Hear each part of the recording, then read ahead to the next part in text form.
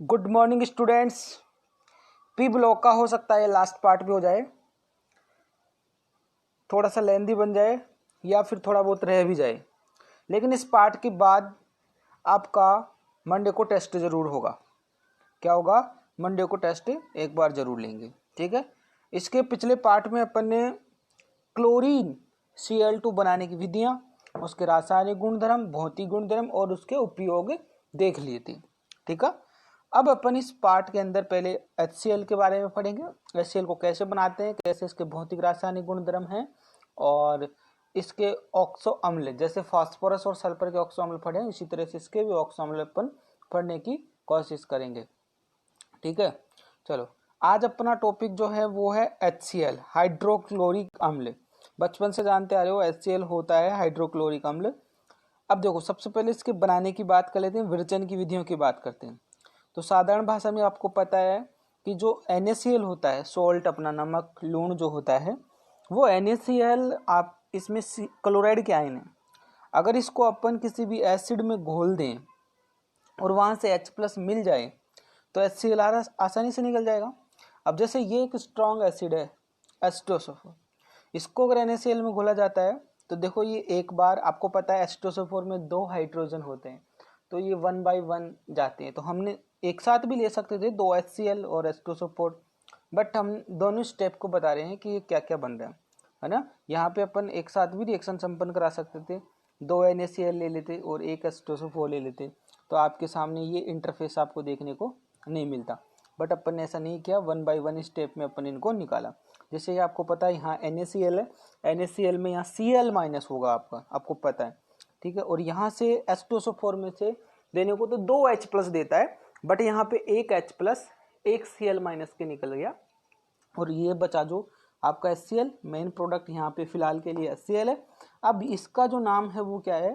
Sodium hydrogen sulphate. क्या बोलेंगे इसको? Sodium hydrogen sulphate. अब फिर से पुनः एक NaCl लेंगे और इसकी रिएक्शन किससे करा देंगे? जो अपने पास सोडियम हाइड्रोजन सल्फेट है उसकी रिएक्शन अपन NaCl से करा देंगे, तो फिर से एक HCl प्राप्त हो जाएगी और ये जो बचेगा इस बार वो बचेगा सोडियम सल्फेट। तो कुल मिलाकर सबसे उत्तम मेथड था ये बनाने का, HCl बनाने का। और भी कई इंटरफेस में आपने HCl बनाया हुआ है, ठीक है। अब करते हैं इसके भौतिक गुणों की बात। हालांकि ये लास्ट पार्ट में इतना बता रखा आपको, भौतिक गुण मैंने लास्ट पार्ट में इसके बता दिए थे। वैसे रंगीन होता है, दमघोटू गैस ये है, बताएंगे आपको दमघोटू गैस। क्लोराइड का टेस्ट करके बताएंगे दमघोटू गैस वास्तव में दमघोटू होती है। जब आप टेस्ट ट्यूब में सूंघोगे ना, तब आपको पता चलेगा, ऐसे बछिड़ लगेगी सिर में, ऐसे श्वास से बंद हो जाएगा, बहुत खतरनाक दमघोटू गैस। हाँ, अपने को करने क्या आते, इसके रासायनिक गुणधर्म करने थे। क्या करने थे? इसके रासायनिक गुणधर्म, केमिकल प्रॉपर्टी देखनी थी, है ना। अब HCl का आयनन, आयनन मतलब ये आयनों में कैसे टूटता है, HCl का आयनन। तो ये देखो, ये इसकी जल के साथ रिएक्शन चल रही है इधर। आयनन आपको पता है ये कैसे टूटेगा? HCl अपन जानते हैं HCl किस फॉर्म में टूटता है, H+ और Cl-, दो आयनों में टूटेगा। HCl दो आयनों में टूटता है। और जल जो होता है आपको पता है, ये अगर एसिड है तो यहाँ पे जल किसका काम कर रहा है? बेस का काम कर रहा है। उभयधर्मी नेचर होता है, सब आप जानते हो। H2O किस प्रकार का नेचर होता है? उभयधर्मी नेचर होता है। क्या होता है? उभयधर्मी नेचर होता है, ठीक है। आगे बात समझ में, उभयधर्मी, राइट, ट्राई टू अंडरस्टैंड, समझ गए आप इस बात को। इसलिए ये रिएक्शन आपके 10वीं में भी आती है, इसलिए यहाँ का H+ और 11th में भी आई है।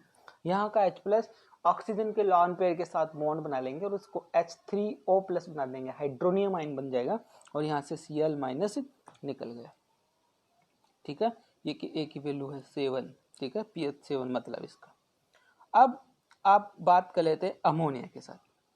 आयन बना दिया ना, ये भी आयन है, ये भी आयन है। अमोनिया के साथ रिएक्शन कराएंगे, तो अमोनिया के साथ जैसे मैंने आपको कल भी बताया था, अमोनिया के टेस्ट भी करेंगे अपन। अमोनिया के टेस्ट में सांद्र HCl से भी गिछड़ ले जाते हैं, तब जाके सफ़ेद धूम निकलता है और वो सफ़ेद धूम होता है अमोनियम क्लोराइड का। और यहाँ पे आपको इजिली पता है ऐसा क्यों हो रहा है, क्योंकि आपको पता है यहाँ जो आपका HCl है वो तो ऑब्वियसली एसिड ही है और आपका NH3 जो है वो बेस है। तो यहाँ आपका जो H+ है नाइट्रोजन के लॉन पेयर के साथ और वो Cl- इसके साथ अटैच होता है। लवणों की क्रिया करा लेते हैं। थर्ड पॉइंट है, जब HCl लवणों के साथ क्रिया करता है, लवण मतलब जो अपने अन्य लवण है जैसे कि sodium carbonate, sodium bicarbonate, sodium sulphite, ये क्या है, सोडियम सल्फाइट। सोडियम सल्फाइट और सोडियम सल्फेट में फर्क होता है, दोनों चीजों में क्या होता है, फर्क होता है। सल्फेट आपका SO4 होता है और सल्फाइट SO3 ही होता है, ठीक है। हालांकि ये भी -2 ऑक्सीकरण अवस्था प्रदर्शित करता है और सल्फेट भी -2। ये आपका जो SO4 है आपको पता है ये भी -2 देता है और इसको बोलते हैं सल्फाइट, ये भी -2 ही देता है, ठीक है। अब इनकी रिएक्शन अगर आप करा रहे हो यहाँ पे तो आपको पता चल रहा है किस बात का, कि ये HCl है और यहाँ पे सोडियम कार्बोनेट, तो सोडियम कार्बोनेट में 2 Na+ निकल जाएंगे और उनकी जगह आपको पता है यहाँ पे। अब एक चीज़ समझ में आती है, बच्चे यहाँ डायरेक्ट समझने की कोशिश करते हैं ऐसा क्यों हो जाता है। बोले सर अगर ऐसा होता तो 2H+ निकल जाते, है ना, क्या निकल जाते, 2H+ और कुछ इस प्रकार का इंटरफेस बनता है जिसको आप कार्बोनिक अम्ल बोलते, यानी कि आप इसको ये बोलते H2, क्या बोलते हैं आप इसको, H2CO3। लेकिन ये इसमें होता क्या है, ये यहाँ से एक जलकाणु निकल जाता है, एक कार्बन के ऊपर 2 OH नहीं रहते, इसलिए यहाँ से जलकाणु निकलता है इजीली और CO2 भी निकल जाती, इसलिए ये साथ में CO2, यानी कि जो आप सोच रहे थे ना H2CO3, ये इसी के 2 टुकड़े हैं ये, ठीक है।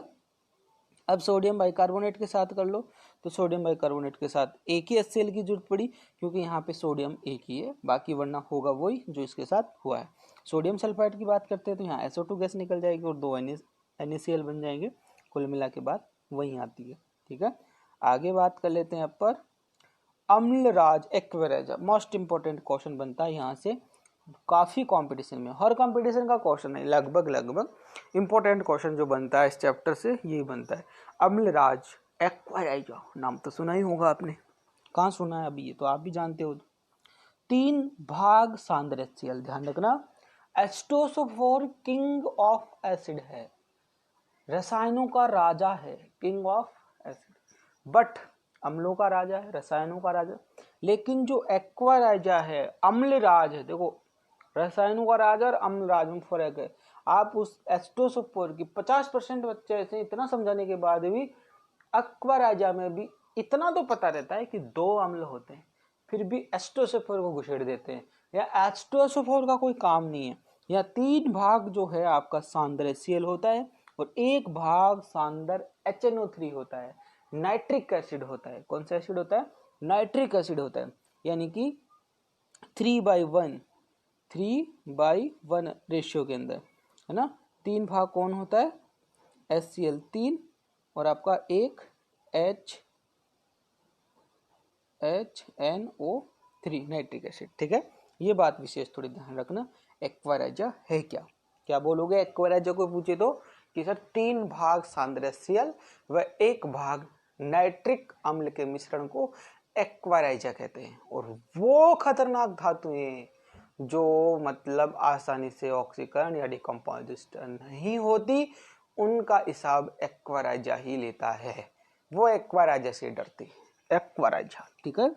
एक्वाराइजा में कम क्रियाशील धातुएं विलय हो जाती हैं, जैसे कि आपकी सोना चांदी, जो बहुत कम क्रियाशील धातुएं हैं, जो ऑक्सीजन से सामान्य क्रिया नहीं करती हैं, उनका बदला लेने के लिए एक्वाराइजा को यहाँ पे उतारा गया है मैदान में। ये सोना, प्लेटिनम जैसी कम क्रियाशील धातुओं को घोलने में सक्षम होता है, और सुनार कब चूना लगा देता है पता ही नहीं चलता अपने को। एक्वाराइजा में HCl को HNO3 ऑक्सीकृत कर देता है। देखो एक्वाराइजा में होता क्या है, एक्वाराइजा का जो खेल है वो क्या है कि यहाँ का जो HCl, एक्वाराइजा में HCl को HNO3 ऑक्सीकृत कर देता है, ठीक है, और नवजात Cl उत्पन्न कर देता है, जो AuPt जैसी अक्रियशील धातुओं से भी क्रिया कर लेते हैं। जैसे ये गोल्ड है, प्योर गोल्ड है, Au, फाइनेंस नहीं Au, और अब 3 HCl लिया और इधर ये है आपका HNO3। ये देखो HNO3 का लिखने का ही तरीका था। HNO3 तो अपने को पता है कि भाई हाँ HNO3 होता है, लेकिन आप जानते हो HNO3 को लिखा कैसे जाता है, इस तरह से लिखा जाता है, ठीक है। तो ये लिखने का नजरिया था। अब ये मैंने ये 2 को अंडर लिया है, 2 को अंडर लेने का मतलब ये था कि इसमें 2 ऑक्सीजन है, तो एक ऑक्सीजन इधर आ गया OH के साथ, ठीक है, एक H2 यहाँ से निकल गया, 2 हाइड्रोजन सॉरी 3 हाइड्रोजन यहाँ पे हैं, है ना, एक ऑक्सीजन ये वाला, एक ऑक्सीजन ये वाला, तो 2 H2 निकल गया, एक NO निकल गया, AuCl3 बन गया। अब AuCl3 फिर से किससे रिएक्शन करेगा, एक HCl से, और ये क्या बना देगा, AuHCl4 या HAuCl4, इसको ऐसा लिखा देते और भी बेटर रहता है, ठीक है, दोनों एक ही बात होती है ना। हाइड्रोजन ऑरिक एसिड, क्या बोलते हैं इसको, हाइड्रोजन ऑरिक एसिड या ऑरिक अम्ल भी बोल देते हैं, ठीक है, क्या बोल देते हैं इसको, ऑरिक अम्ल भी बोल देते हैं। अब हुआ क्या यहाँ पे, हुआ वही जो होना था, ये ऑरिक अम्ल, ये जो पूरी इसकी आयनिक रिएक्शन है वो यहाँ पर है, इसको जैसे क्या निकाल सकते हैं, AuCl4, जैसे यहाँ से अगर आपका और 2H2O और N, क्या हो गया यहाँ से अगर H+ चला जाता है तो क्या बचेगा, यही बचेगा, है ना। तो ये एक आयनिक रिएक्शन थी। इसकी बात कर लेते हैं इसके उपयोग की, तो प्रयोगशाला में अभिकर्मक के रूप में, ये उपयोग तो आपको याद कर लो, सब में ऐसा कोई केमिकल नहीं है जो प्रयोगशाला में अभिकर्मक के रूप में काम नहीं आता, ऑलमोस्ट सभी आते हैं, सारे एसिड Cl2 व NH4Cl के निर्माण में अभी बनाया आपने, या अम्लराज बनाने में अभी बनाया, 3 भाग सांद्र Cl और 1 भाग नाइट्रिक एसिड, रंजक, कैलिको क्रेंटिंग एवं टेनिन उद्योग में ये इनके उपयोग है। हालांकि इतना खास नहीं है, 10 तक तो फिर भी पूछा जाता है, यहाँ 12th में आते आते उपयोग नहीं, थोड़ी सी बनाने की विधियाँ, थोड़ी सी स्ट्रक्चर, कुछ रिएक्शन, इस प्रकार की चीज़ें पूछने में ज़्यादा इंटरेस्ट रखता है। अगला कंपनी वाला मतलब RBSc बोर्ड वाला, है ना। शुक्र मानो आप RBSc में, अगले साल से NCERT पैटर्न बोलना पड़ेगा ना, 11th का कोर्स चेंज हो गया, आपका नहीं हुआ है। अब बात आती है उसी पैटर्न की जो पैटर्न अपन फॉस्फोरस सल्फर के साथ करते आए, ये पैटर्न आप फिर क्लोरीन के साथ भी समझ लो, हैलोजन के ऑक्सो अम्ल, और हैलोजन के ऑक्सो अम्लों में हम यहाँ पे सिर्फ बात करेंगे क्लोरीन के ऑक्सो अम्लों की। किसकी बात करेंगे, क्लोरीन के ऑक्सो अम्लों की, ठीक है। क्लोरीन के ऑक्सो अम्लों में देखो, ध्यान रखना, ये जो टर्म है, ये टर्म यहाँ बहुत इजीली आप समझने की कोशिश करना। यहाँ पे हम 4 प्रकार के हैलो अम्ल पढ़ेंगे। यहाँ पे X का मतलब हैलोजन ही है, और इस हैलोजन का मतलब यहाँ पे सीधे तौर पे बात करूँ तो क्लोरीन से। हम स्ट्रक्चर सिलेबस में किसकी देखने वाले हैं, ओनली फॉर क्लोरीन के केस में, ठीक है।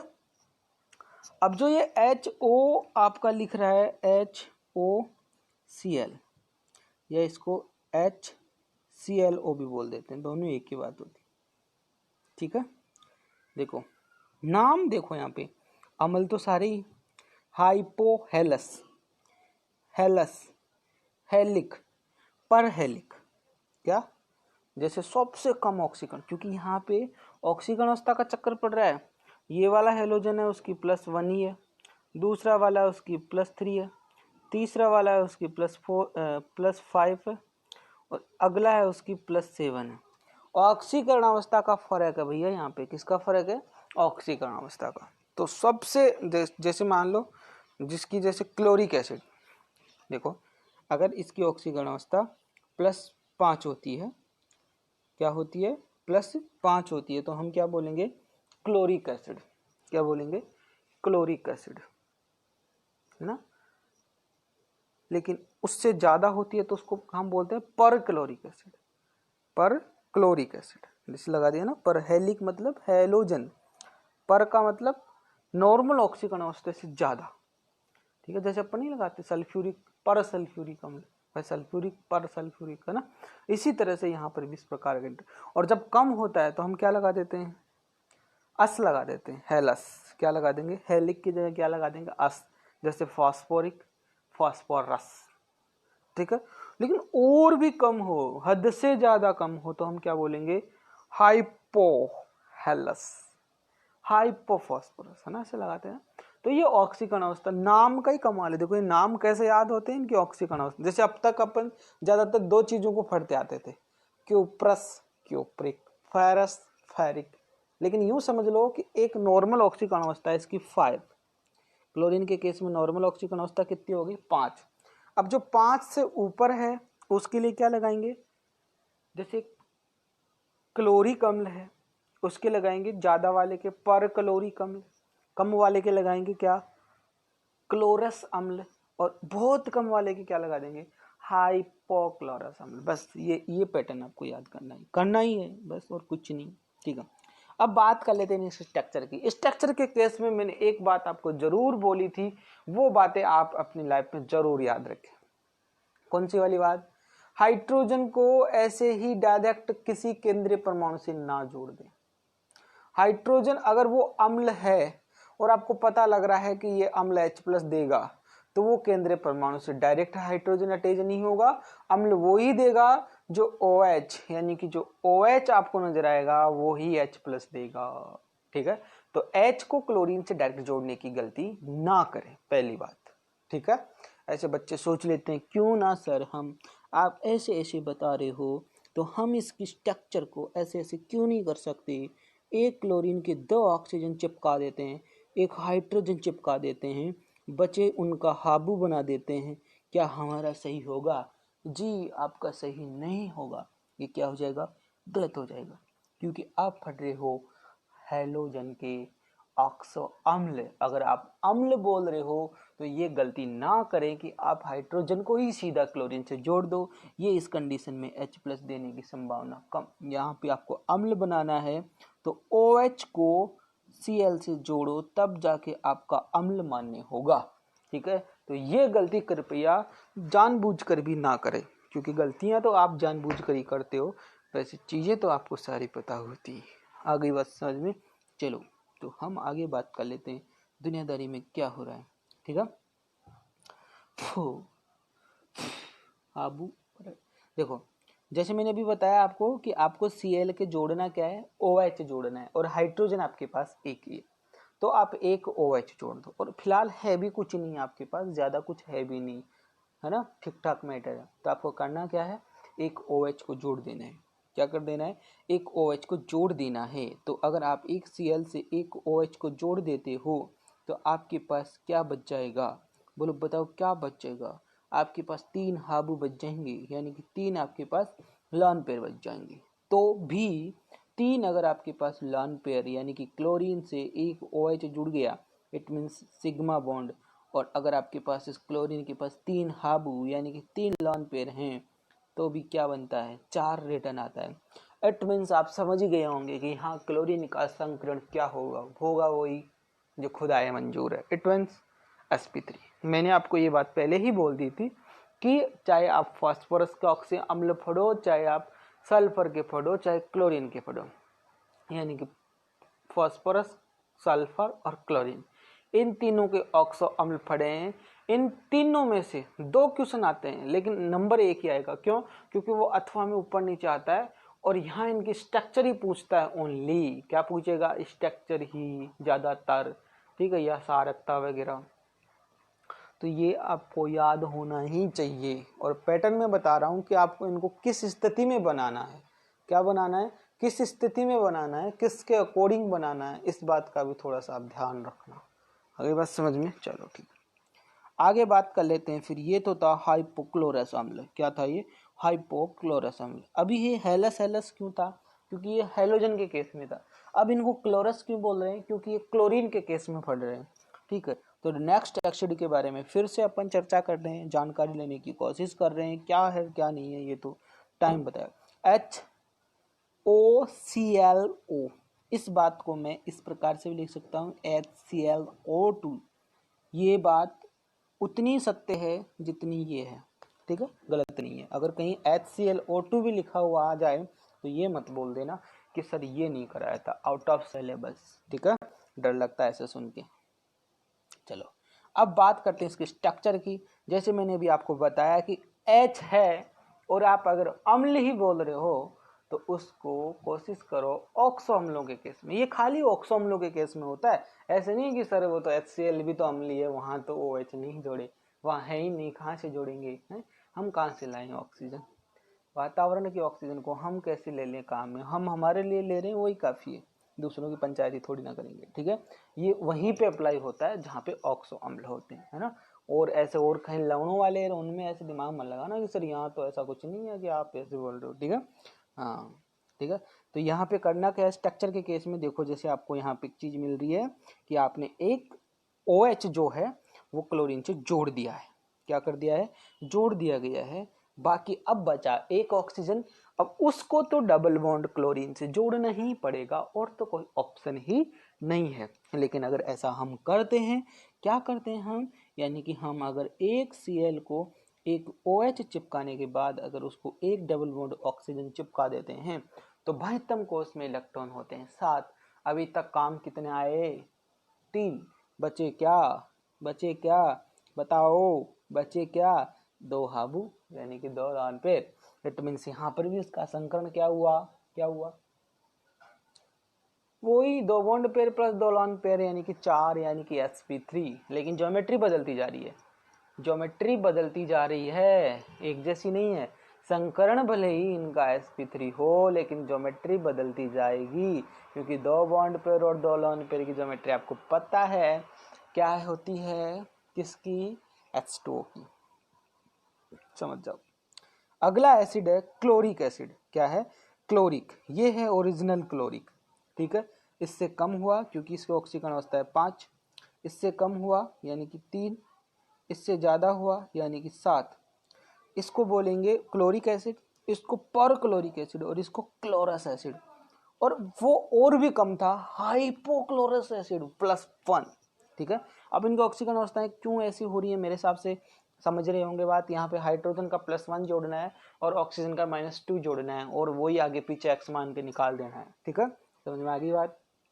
चलो, तो यहाँ पे क्या करना अपने को, इस प्रकार से अगर इसकी स्ट्रक्चर बनाए आपने तो एक OH जोड़ने के बाद 2 ऑक्सीजन जोड़ दिए तो एक हाइड्रो बच गया, यानी कि 3 bond pair 1 lone pair. It means अभी भी क्या है, अभी भी स्टेप वही है अमोनिया जैसे। और लास्ट वाले में पर क्लोरिक अम्ल में क्या होगा, पर क्लोरिक अम्ल में भाई सब चारों के चारों बॉन्ड पेयर ही होंगे सिग्मा बॉन्ड, यानी कि एक OH जुड़ गया और 3 जोड़ दिए आपने डबल बॉन्ड ऑक्सीजन। क्या जोड़ दिए, double bond oxygen, 4 bond pair and sp3 संकरण। ओके, आगे बात समझ में। अब एक और टॉपिक है इसी के केस में, अंतरा हेलोजन। अंतरा हेलोजन, अंतरा हेलोजन का अर्थ ये हुआ कि हेलोजन ही हेलोजन आपस में लड़ रहे हैं, झगड़ रहे हैं, नए नए प्रोडक्ट बना रहे हैं, अपनी अपनी ख्याति फैला रहे हैं। कैसे कैसे फैला रहे हैं ये भी देखना पड़ेगा। अंतरा हेलोजन, इंटर हेलोजन कंपाउंड, क्या बोलेंगे इनको इंग्लिश में, इंटर हेलोजन कंपाउंड बोल देता हूँ, मेरे क्या जाता है, ठीक है। देखो, इंटर हेलोजन कंपाउंड में यही बात है कि हेलोजन ही दूसरे हेलोजन से रिएक्शन करेगा और कुछ प्रोडक्ट बनाएगा, जैसे कि ICl3, IF7, IF5, है ना। ऐसा कुछ आपने पहले भी सुना है, देखा है, उनके कुछ स्ट्रक्चर जाने। अब यहाँ पे इनका प्रॉपर टॉपिक है तो इनके बारे में 2-4 बातें और कर लेते हैं, ठीक है। देखो, मेन बात क्या है, 2 विभिन्न हेलोजन परस्पर क्रिया करके अंतरा हेलोजन यौगिक बनाते हैं, है ना। ये एक डेफिनेशन है जो बातों बातों में आपको याद हो गई। अब बात ये आती है कि इन्हें सामान्य संगठकों, इन्हें सामान्य संगठकों जैसे कि X, X dash, X, X3 dash, X dash, X X X dash 5। देखो अब ये डैश छोड़ो आप डैश डैश में, इसमें सीधी सी बात ये है कि जो पहला आपका हेलोजन है, जो आपका पहला हेलोजन है वो बड़े आकार का है। क्या है, बड़े आकार का है। और जो दूसरा हेलोजन है वो आपका छोटे आकार का है। सीधी बात तो ये है।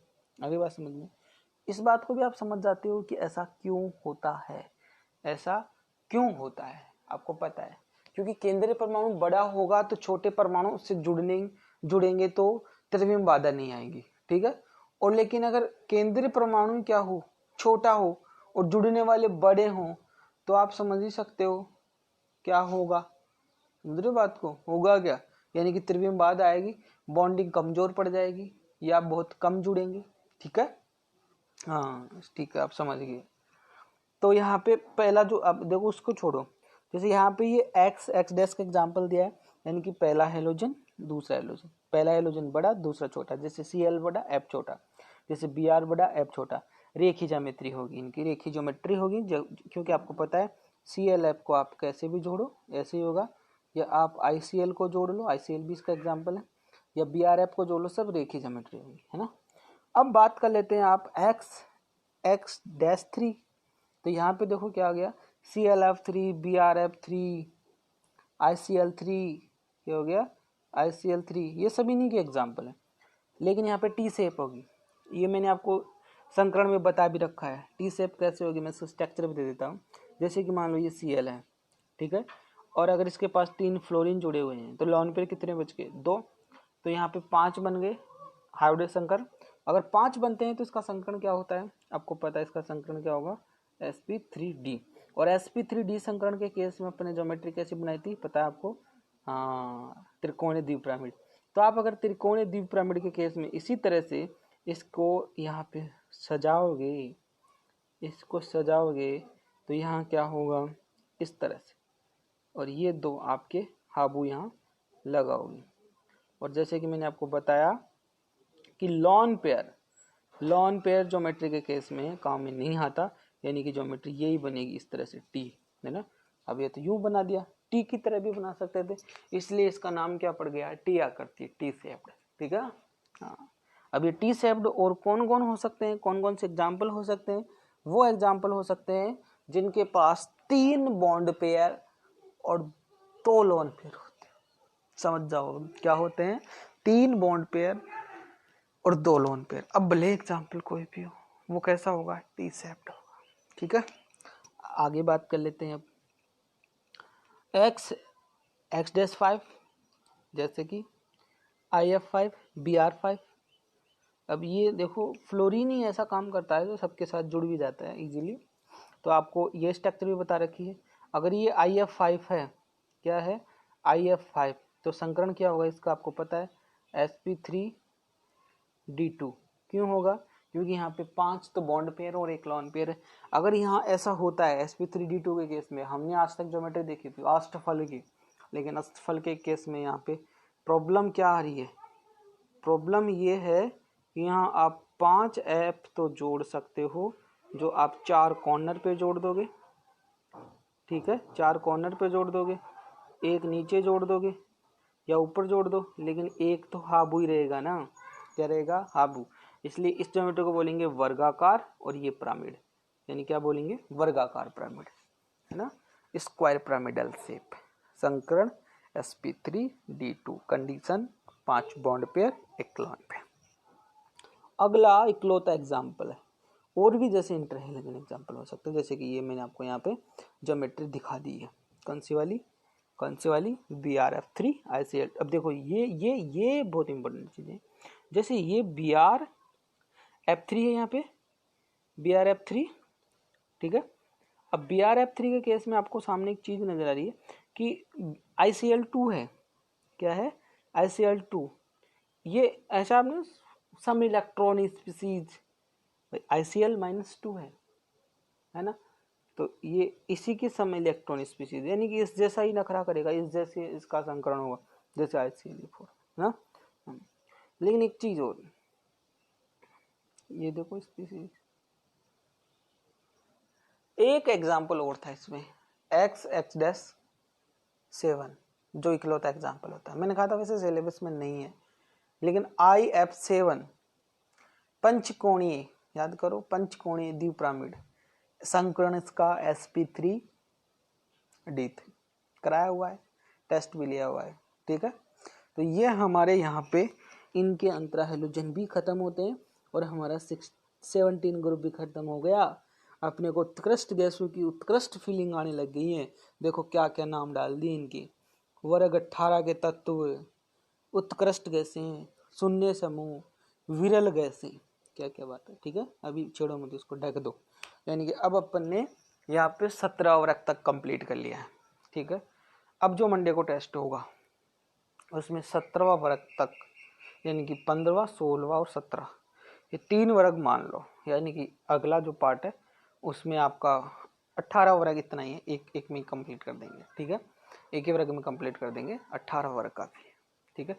वो तो अपना जो लास्ट पार्ट है कल वाला, वो छोटा बन गया था ना, इसलिए, क्योंकि उसको 15 मिनट का बनाया नहीं, बनना तो उसको ही थोड़ा सा बड़ा कर देते तो कंप्लीट भी हो जाता। तो ठीक है, थैंक यू सो मच।